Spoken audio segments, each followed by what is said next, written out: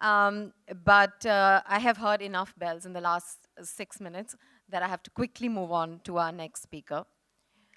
And I'm going to give a very short introduction to her so we can focus more on speaking with her. In the aftermath of Rohit Vemula's tragic and hugely symbolic suicide, to my mind, one voice that blazed the trail was that of our next speaker, a young woman who simply wrote a blog talking about why she felt compelled to hide her identity as a Dalit for many years and why she was finally ready to embrace it. Of course, as expected, she got a lot of pushback for that blog, but it also went viral because it tore to shreds this abject fallacy that we live in an increasingly post-caste urban world.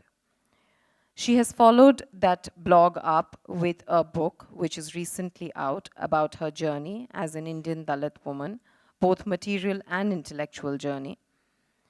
And it's a remarkable book to my mind because it makes visible that we have chosen to let remain invisible. The struggle, the trials, the tribulations, and the triumphs even of the Dalit community in this country for decades on end.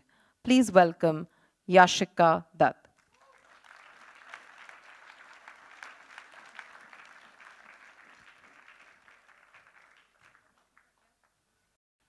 Hi, Yashica. Hi. I just want to ask before we start, how many people here have read the blog that I referred to?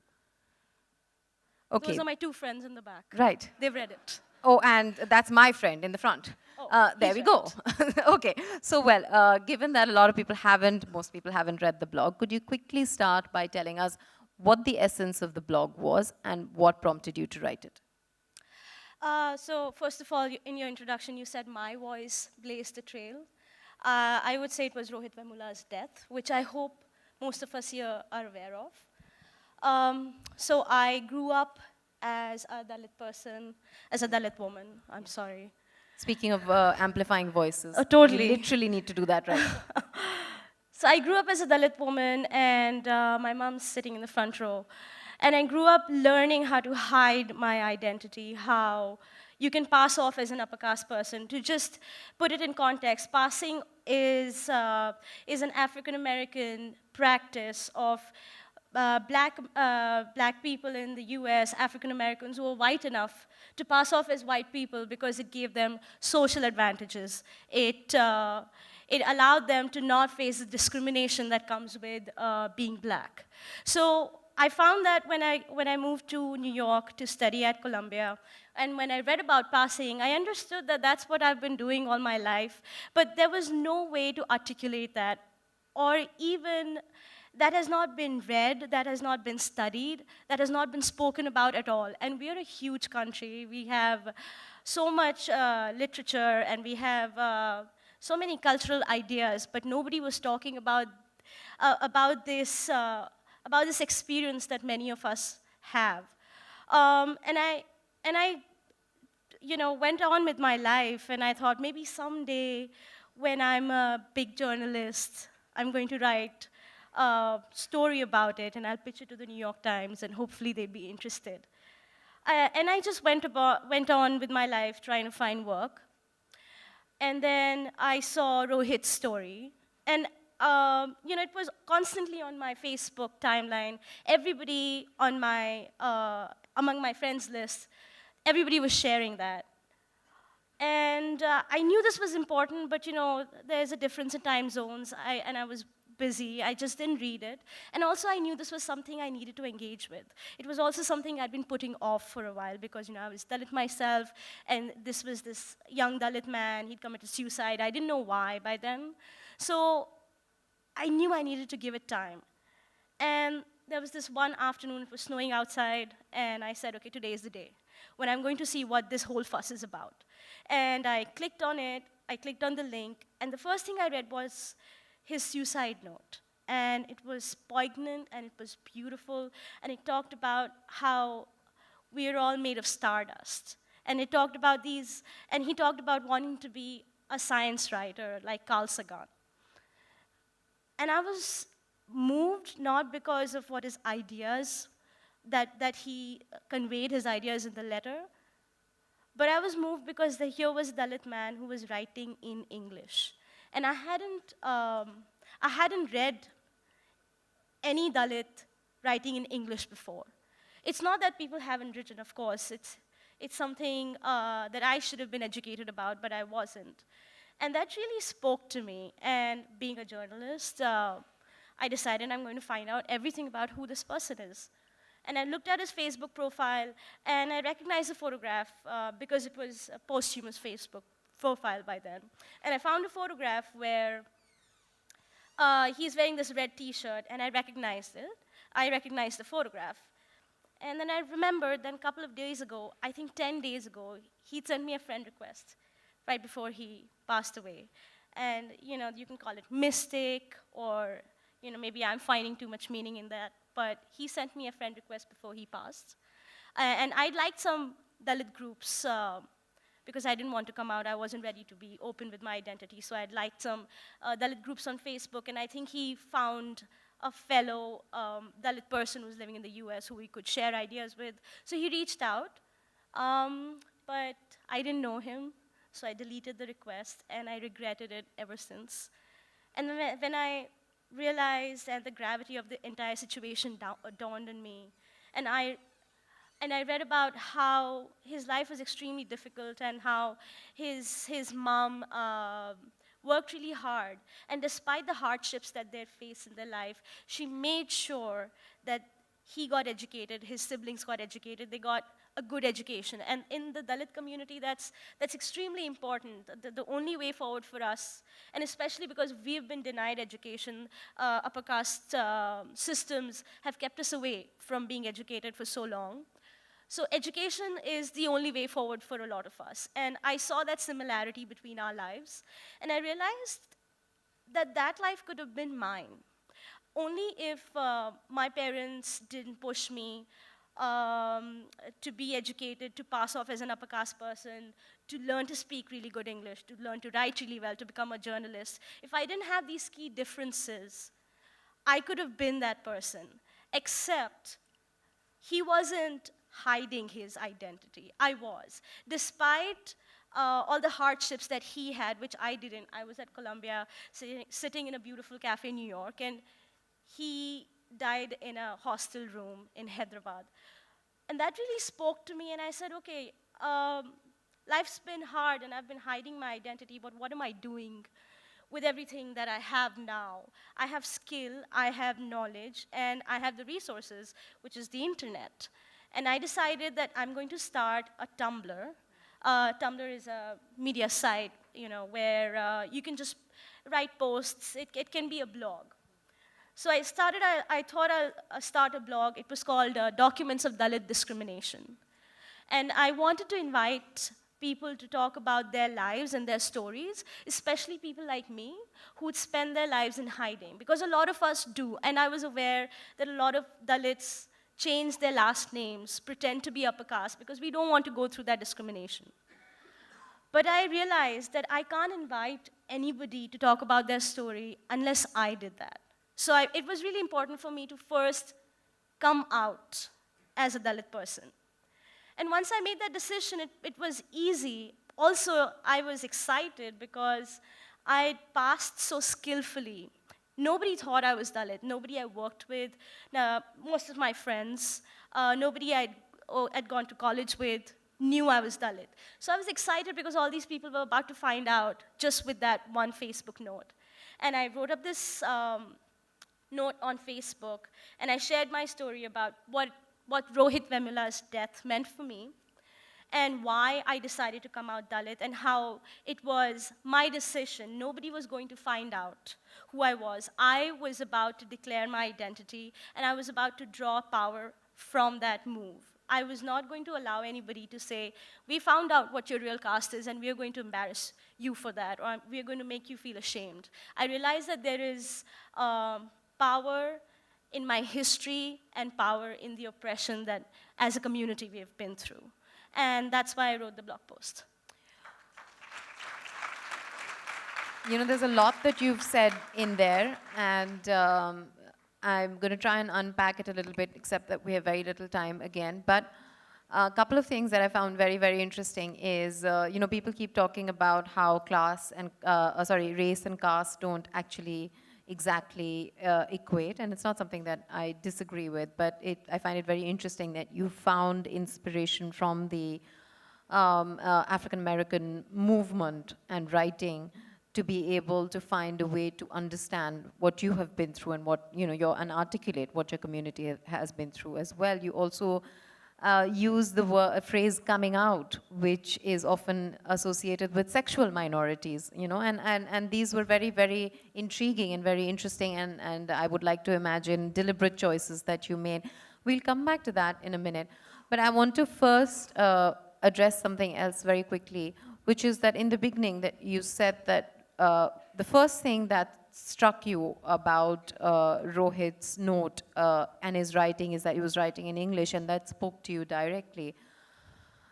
I want to, and I know this can be, I hope you will be able to answer it succinctly. What do you see as milestones in your journey of self-awareness and of understanding your own history and your own experience and that of your community through studying and understanding Dalit history, particularly Baba Saheb Ambedkar's works, his writings, and his journey as well, not just what he's written, but what he went through?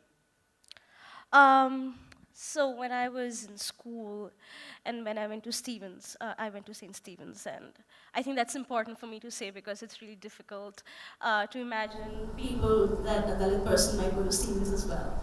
So I just wanted to underline that. When I was in school and college, I was not thinking about being Dalit as I was thinking about hiding the fact. So there were no milestones as far as that was concerned.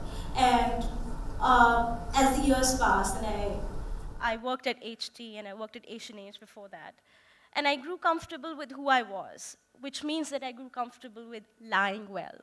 I grew comfortable with people understanding that I was upper caste, and when somebody asked what my caste was, I was able to lie that much more effectively. So I was also getting very comfortable in my role of being an upper caste passing Dalit person. So there were no milestones as far as that was concerned.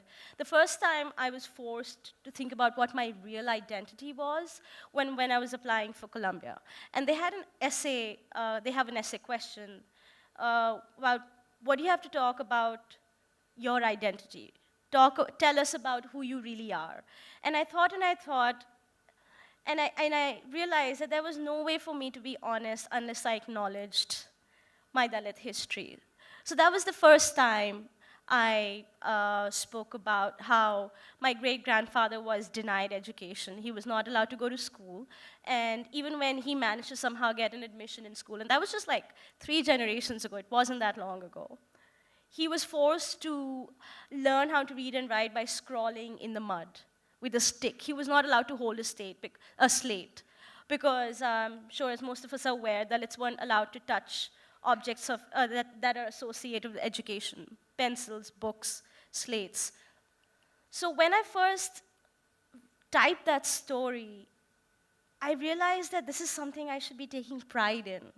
There is a lot to be proud of over here. This is something that I've never acknowledged about myself, where I come from. And I felt really good. That was the first time in 2013 I realized that there is nothing, maybe there is nothing for me to be embarrassed about who I am. But I obviously did nothing about that because, I was going off to college and that was important. Then the second awakening came when I was at Columbia and we took courses in feminist theory, and I was in a classroom and everybody, again the identity question, because it's a relevant idea. And everybody was talking about what identity meant for them, and there were queer students, there were African American students, there were Latino women, and everybody was talking about their experiences. And I thought, okay, I'll talk about my caste and like how we do. I mean, in casual circles, everybody's asking you what your caste is. So I talked about how Dalits have been discriminated, how the system exists, and how I've been hiding. And that was the first time that I saw shock on people's faces when I described this entire process. Before that, I mean, of course, I discussed it in minor ways with some people I knew, some friends. But of course, being Indian and being in the context that we are, there's nothing shocking about the caste system. But to those foreign students, they were from all over the world, what I saw on their faces was pure shock. And then I realized, wow, I've been going through this experience all my life, realizing how this was completely normal when it wasn't. And that was the second time when I realized that this is something I should acknowledge more powerfully than I do now.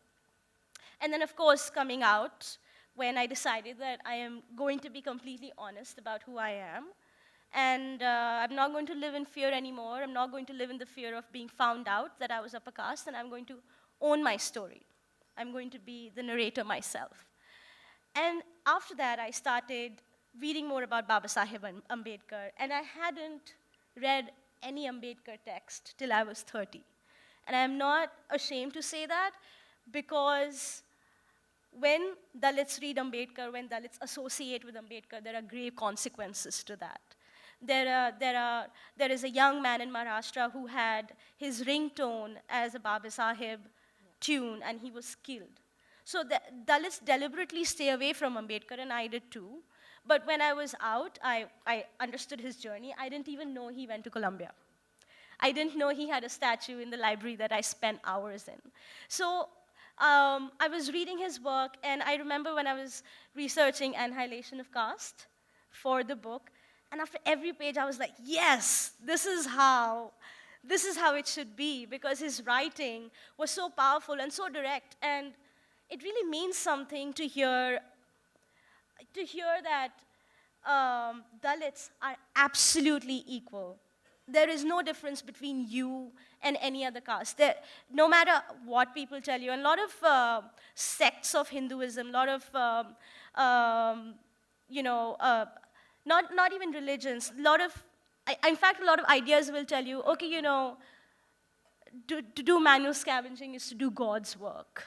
Like how they try to spin the idea that caste is okay, but how else will you divide the society? The justifications around caste, and somehow as Dalits we accept them. But when I read Ambedkar, he said, this is wrong, and I am not going to accept that. And that was an extremely powerful moment for me. And like I said, I was alone in my room just shouting yes after every 5 minutes, because that's when I realized this is who we are, this is who I am, and now there's no going back.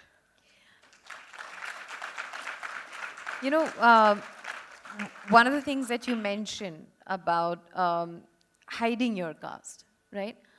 I want to come back to that for a second, because, and again, I don't want to indulge in any sort of oppression Olympics or, any such thing. But somewhere, the fact that you were living in Delhi or you were living in the US, right?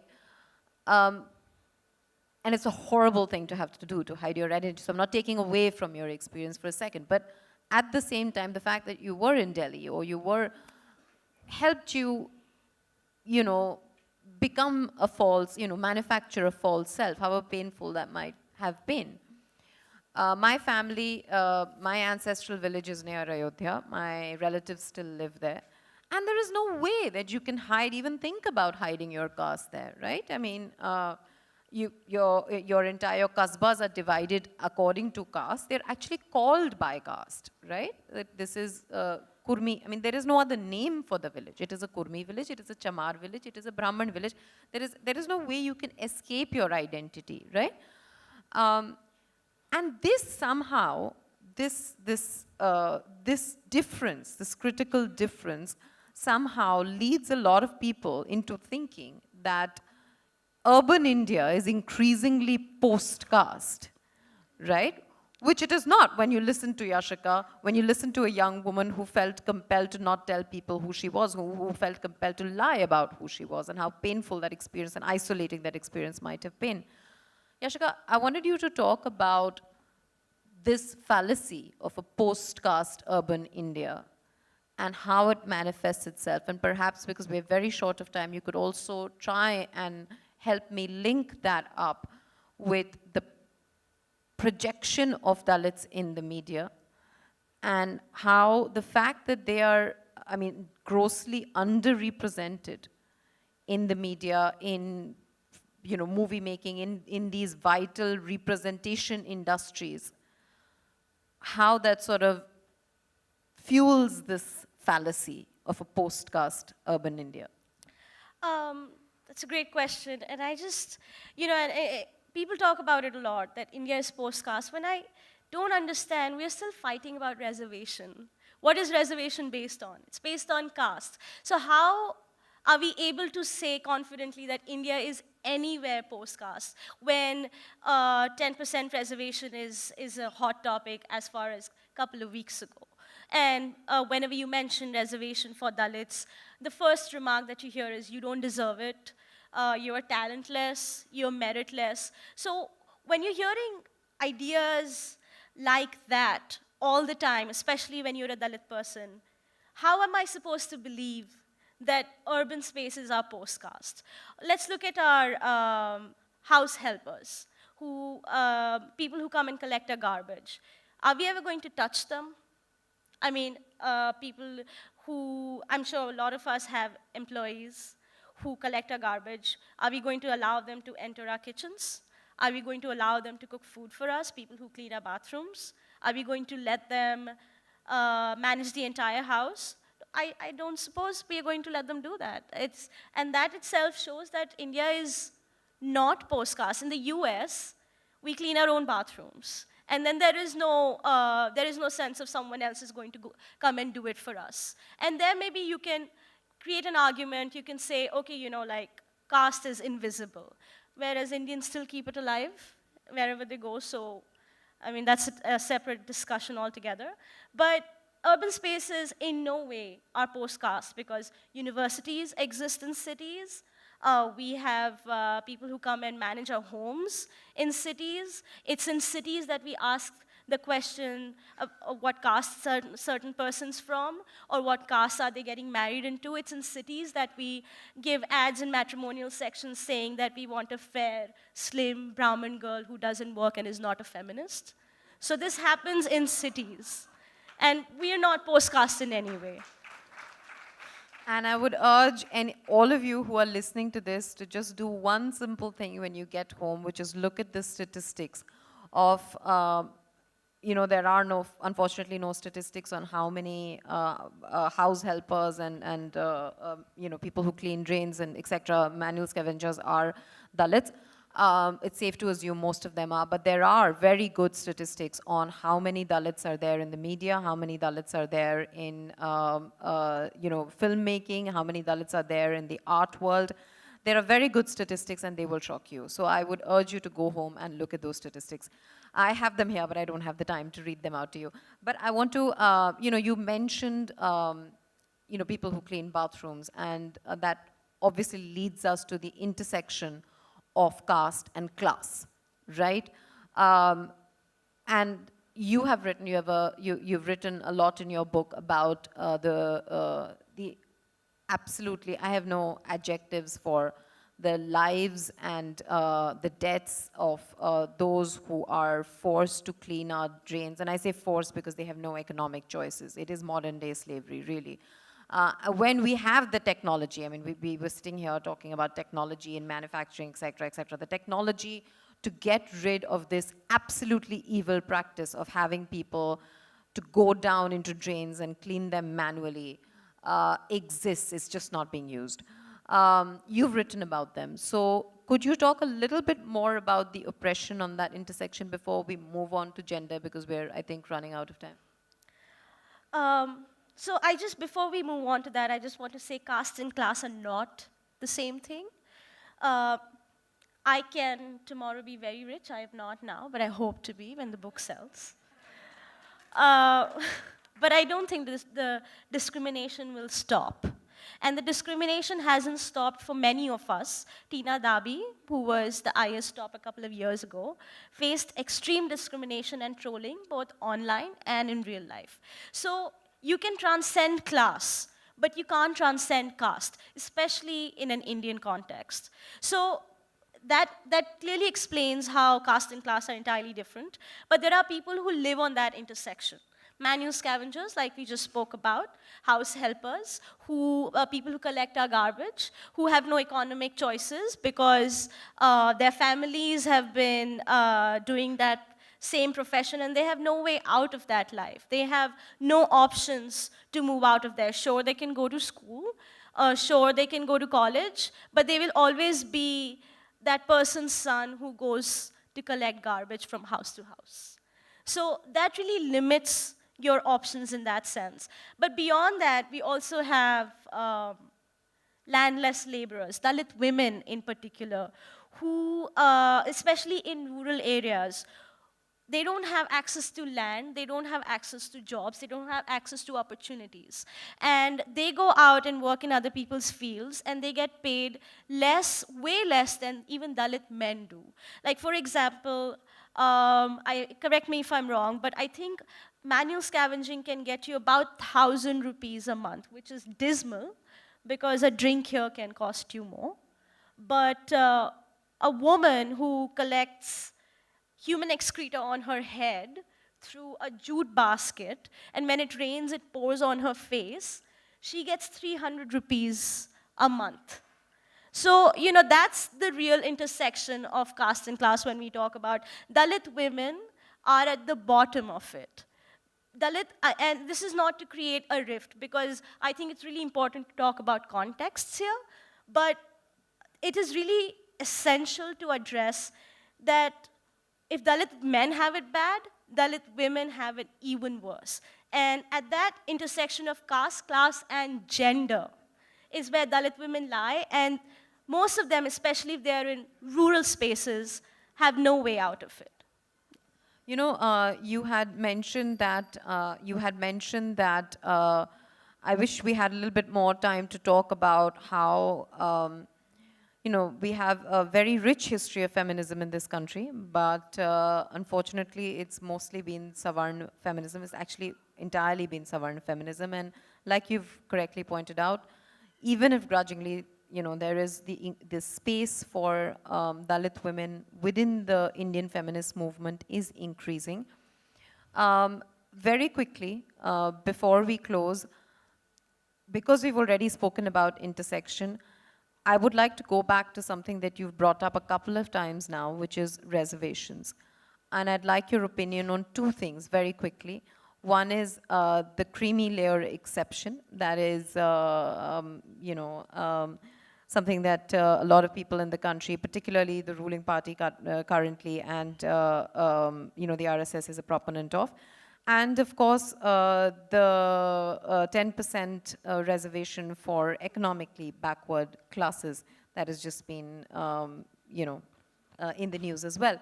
Quick opinions on that. I'm sorry to have to ask you to rush this, but the bell has already been rung. I am a journalist, so I'll rush through it. Thank God. So it's very important to understand what reservation is. It's not a handout. It's not a finance policy. It's not a scholarship scheme.